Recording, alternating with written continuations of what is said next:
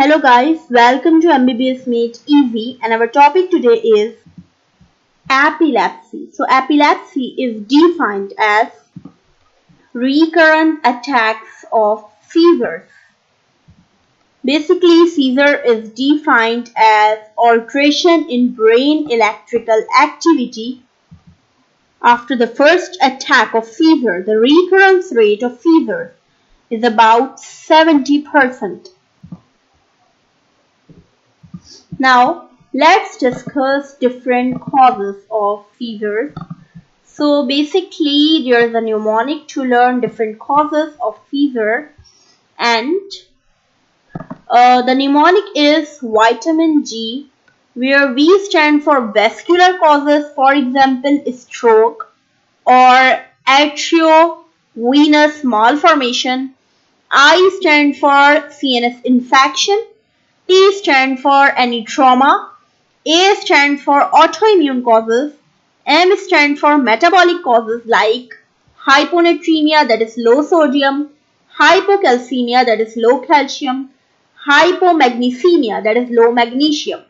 Remember that hypomagnesemia is also associated with ventricular arrhythmias other than seizure, hypoglycemia, that is low glucose, and hypoxia, that is low oxygen. In vitamin G mnemonic, I stand for idiopathic, means unidentifiable cause. N stand for neoplasia or tumor, and G stand for genetic causes. Here I want to point out towards one thing, that in case of metabolic causes, seizures and epilepsy arises gradually and loss of concentration occur gradually. But in case of vascular causes, for example, stroke, or in case of neoplasia, loss of consciousness and epilepsy and seizures occur suddenly and not gradually. I also want to mention drugs which cause epilepsy: high dose of cocaine, high dose of phencyclidine, and benzodiazepine and barbiturates withdrawal also causes epilepsy and occurrence of seizures. Here I want to highlight that regain of consciousness may be sudden and may be gradual after the loss of consciousness in a seizure. If the regain of consciousness is sudden, think about cardiac cause, but if the regain of consciousness is gradual, think about seizure. This is very important point to differentiate cardiac causes of loss of consciousness and neurological causes of loss of consciousness. Now I am going to classify seizure.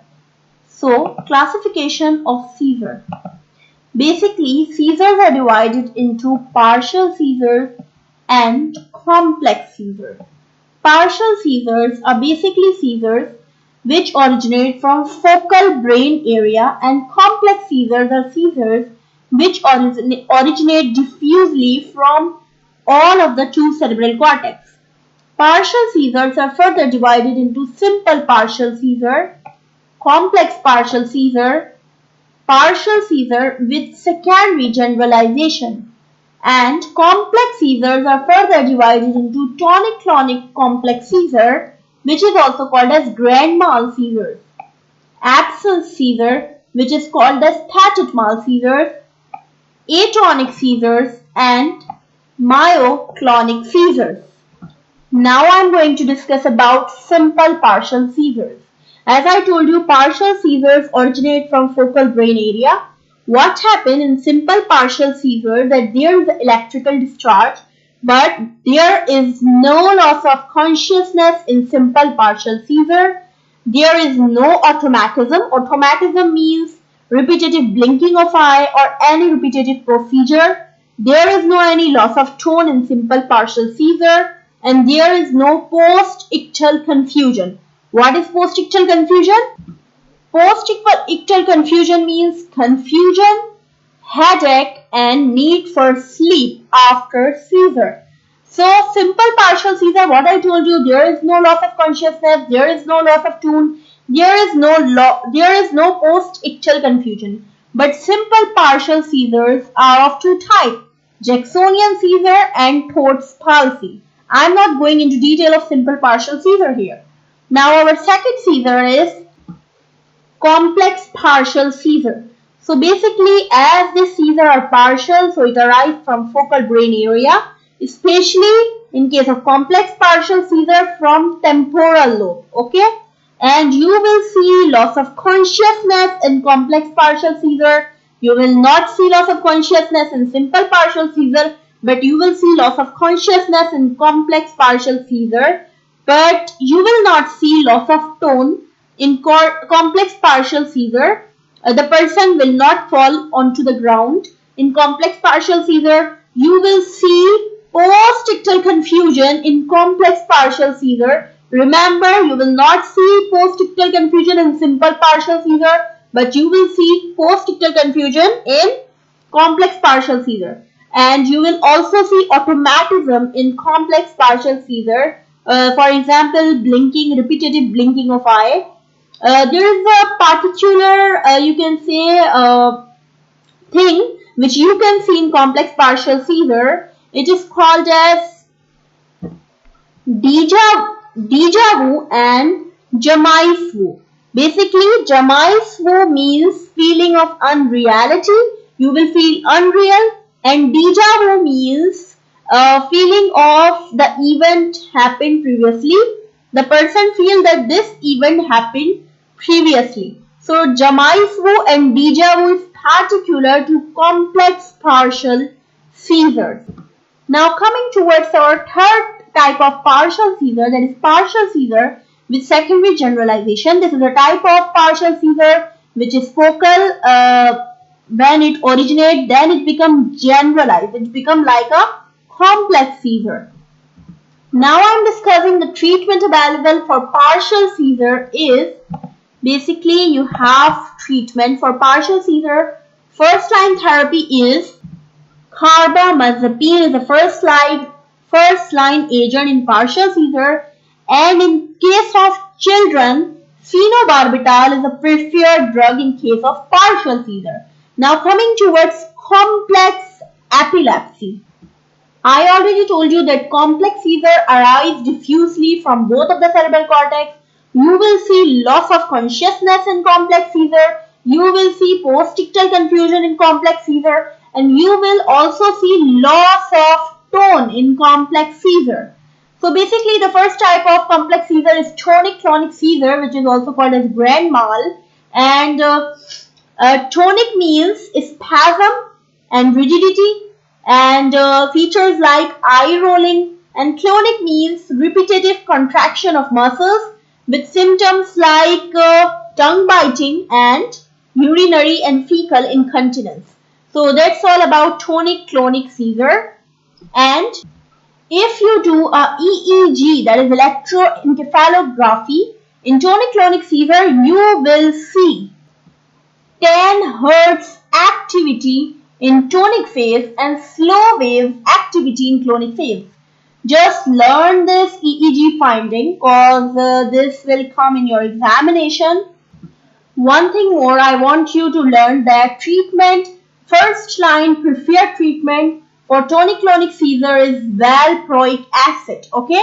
And in case of partial seizure, the first line is carbamazepine. But in case of tonic-clonic, the first line is valproic acid. Now coming towards our second complex type of seizure, that is absence seizure. Basically, absence seizure is typically seen in child. In absence seizure, you will see only loss of consciousness. No loss of tone and no post-ictal confusion can be seen in absence seizure. This is unique. You will face brief period of loss of consciousness 20 to 30 times a day. Okay, and it's typically seen in child. Remember, no loss of consciousness and no post-ictal confusion in case of absence seizure. And in absence seizure EEG, you will see spike and wave electrical activity 3 per second. So you will see 3 spike and wave electrical activity per second in case of absence seizure EEG. So if a case come to you that a child come with the complaint of loss of consciousness after episode of hyperventilation, so you should think about absence seizure. Remember, in absence seizure, hyperventilation is a trigger. Okay. Now we are going, the treatment option available for absence seizure is ethoxyzumab and valproic acid. The first line will be ethoxyzumab in case of absence seizure, and the second line is valproic acid. Now, atonic seizure, which is a type of complex seizure, means sudden loss of tone lasting for about 1 to 2 seconds. And myoclonic seizure means repetitive muscular contractions. Alright? Myoclonic seizures are of 2 types. Infantile spasm, which is also called as waist syndrome. Okay? And juvenile myoclonic epilepsy. I just mentioned these 2 points. Don't remember it, just remember that the 4 types of complex seizure and 3 types of partial seizures. Now I am going to tell you when a person should go for CT scan in case of recurrent attack of seizure. Number 1 case, if seizure start after 20 years of age. Number 2 case, if the seizure are of partial type or of focal type. And number 3 case, if the control of seizure is difficult. Now listen carefully. I am going to tell you about drugs of epilepsy, how to start and how to withdraw. Okay. So basically you should start with preferred first line agent like carbamazepine in case of partial seizure and valproic acid in case of tonic-clonic complex seizure. So you should start with the preferred first line, go to the maximum dose. If this first line drug will not improve the patient condition, go for another first line drug and withdraw the preferred first line gradually. If the second first line drug is not giving you result, then you should add a second line drug with a first line drug. If this combination is not helping to improve the condition, go for another second line drug. So I told you 4 things. First, start with preferred first line. Number 2, if the preferred first line is failing, go for another first line. Number 3, if another first line is failing, go for second line agent plus preferred first line agent. Number 4, if the second line agent plus preferred first line agent fails, go for another second line agent. Alright? And how to withdraw anti-epileptics? First of all, reduce the dose and withdraw in a time period of about 6 to 12 months. Absence seizure drug gives the best result of withdrawal and it will not associate with another attack of seizure. So absence seizure basically give the best prognosis for drug withdrawal. Okay. I want to highlight another point about carbamazepine, that carbamazepine is safest drug during pregnancy. Another drug which is safe during pregnancy in epilepsy is gabapentin, but carbamazepine is safe during pregnancy. Okay. All other epileptics are not safe during pregnancy. One more thing I want to mention, that carbamazepine beside epilepsy is useful in treatment of trigeminal neuralgia, but carbamazepine is associated with side effects like rashes, skin necrolysis and blood dyscariasis. So you should learn the rashes type of side effect for carbamazepine, but it is safe during pregnancy. Valproic acid is also associated with side effects like polycystic ovarian disease, hair loss and liver damage. So this is a side effect profile. That's all about seizure. If you want to learn status epilepticus, there is a video available for status epilepticus in my playlist. Go there and kindly subscribe to my channel.